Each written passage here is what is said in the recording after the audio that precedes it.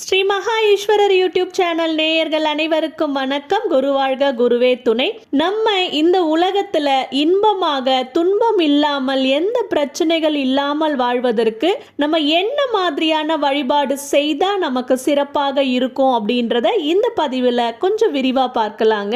பொதுவா பார்த்தீங்கன்னா யுகங்கள் 4 விதமாக பிரிக்கப்பட்டுள்ளதுங்க. முதல்ல இருந்த யுகம் சத்திய யுகம் அல்லது கிருதா யுகம் என்று சொல்லப்படக்கூடியதாக இருக்குதுங்க. அந்த யுகத்துல வாழ்ந்த மனிதர்கள் அனைவரும் தங்களுக்கு தேவையான ஆசைகளை பூர்த்தி செய்து கொள்ள மற்றும் இன்பமாக வாழ்வதற்கு நிறைய தியானங்கள் செய்தாங்கங்க. தியானங்களின் மூலமாக அவர்கள் விருப்பப்பட்ட ஆசைகளை நிறைவேற்றிக் கொள்வதையும் மற்றும் வரங்களையும் பெற்றாங்கங்க. இரண்டாவதா சொல்ல போனா திரேதா யுகம். இந்த யுகத்துல வாழ்ந்த மனிதர்கள் தங்களுடைய ஆசைகளை நிறைவேற்றிக் கொள்ளவும் துன்பம் இல்லாமல் வாழ்வதற்காகவும் நிறைய ஹோமங்களை யாகங்களையும் செய்து வந்தாங்கங்க. மூன்றாவதான துவாபார யுகத்துல பாத்தீங்கன்னா தனக்கு தேவையான அனைத்து சுகங்களையும் பெறுவதற்காக மனிதர்கள் நிறைய பூஜைகளை செய்தாங்கங்க. இப்போ நம்ம வாழக்கூடிய இந்த கலியுகத்துல நம்ம என்ன வழிபாடு செய்தா நம்மளுடைய வாழ்க்கை மிகவும் சிறப்பாக இருக்கும் அப்படின்னு பார்த்தீங்கன்னா கண்டிப்பா அதற்கான பதில் உங்களுக்கு நாம ஜெபம் அப்படின்னு சொல்லக்கூடியதாக இருக்குதுங்க. பொதுவா பார்த்தீங்கன்னா 12 ராசிகள்ல நம்மளுடைய கலியுகம் மகர ராசியை குறிக்கக்கூடியதாக இருக்குதுங்க. இந்த கலியுகத்துல நம்ம வாழக்கூடிய மக்கள் பார்த்தீங்கன்னா தினம்தோற வாழ்க்கைக்கே பெரும் பாடுபட வேண்டியதாக இருக்குதுங்க. நமக்கு ஹோமம் பண்ணவோ தியானம் பண்ணவோ பூஜை பண்ணவோ இப்போ இந்த காலகட்டத்தில் ஒன்றும் நேரம் இருக்கிறது இல்லை உடல்நிலை ஒத்துக்கொள்வதில்லை. அப்படி இருந்தால் பொருளாதார பிரச்சனை, இப்படி ஏதோ ஒரு பிரச்சனையின் மூலமாக நம்மளுடைய பூஜைகளையோ கோயிலுக்கு செல்வதையோ இல்லை தியானம் செய்வதற்கோ நேரங்களில் செலவு பண்ண முடியாம ஏதோ ஒரு காரணத்தால தடைப்படக்கூடியதாக இருக்குதுங்க.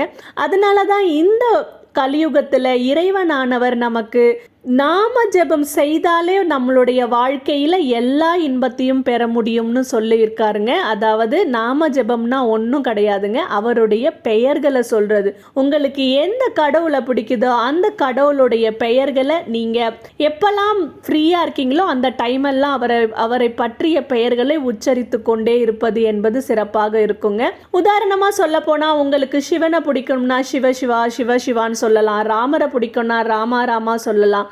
உங்களுக்கு முருகரை பிடிக்கும்னா முருகா முருகா. இப்படி நீங்க எந்த கோயிலுக்கும் போக முடியலனாலும் எந்த பரிகாரங்களையும் கோயில்களில் சென்று உங்களால பூஜைகளையோ இல்ல பரிகாரங்களையோ செய்ய முடியலனாலும் உங்களுக்கு கடவுளுடைய முழு அருள் கிடைப்பதற்காகவும் உங்க வாழ்க்கையில் உள்ள அனைத்து கஷ்டங்கள் போகுவதற்காகவும் உங்களுக்கு பிடித்த கடவுளுடைய நாமங்களை அதாவது பெயர்களை நீங்க சொல்லி வந்தாலே உங்களுடைய வாழ்க்கையானது மிகவும் இன்பமாக இருக்கும்னு இந்த கலியுகத்துல சொல்லப்பட்டிருக்குங்க.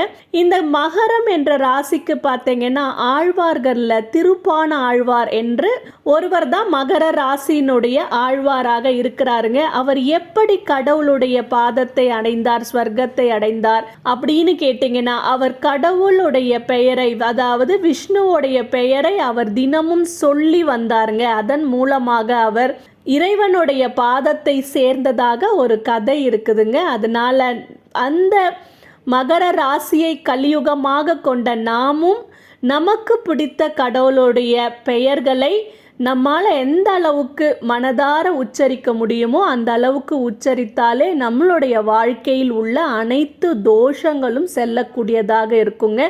அதனால் உங்களால் எந்த கோயிலுக்கும் போக முடியல, எந்த பூஜைகளும் செய்ய முடியல, எந்த பரிகாரங்களும் செய்ய முடியலனாலும் நீங்கள் அதை நினைத்து கவலைப்பட வேண்டாம். உங்களுக்கு பிடித்த கடவுளுடைய பெயர்களை மனதார நீங்க சொல்லி கொண்டு இருப்பது என்பது உங்களுடைய வாழ்க்கை இன்பமாக அமையுங்க. இந்த பதிவில் நான் சொன்ன நாம ஜெபத்தை நீங்க செய்து உங்களுடைய வாழ்க்கையில அனைத்து இன்பங்களையும் பெறுவதற்காக நேயர்களே உங்களுக்கு என்னுடைய வாழ்த்துக்கள்ங்க. நேயர்களே இந்த பதிவு உங்களுக்கு பிடித்திருந்தா லைக் பண்ணுங்க, ஷேர் பண்ணுங்க, மறக்காம ஸ்ரீ மகா ஈஸ்வரர் யூடியூப் சேனலை சப்ஸ்கிரைப் பண்ணுங்க. நன்றி நேயர்களே.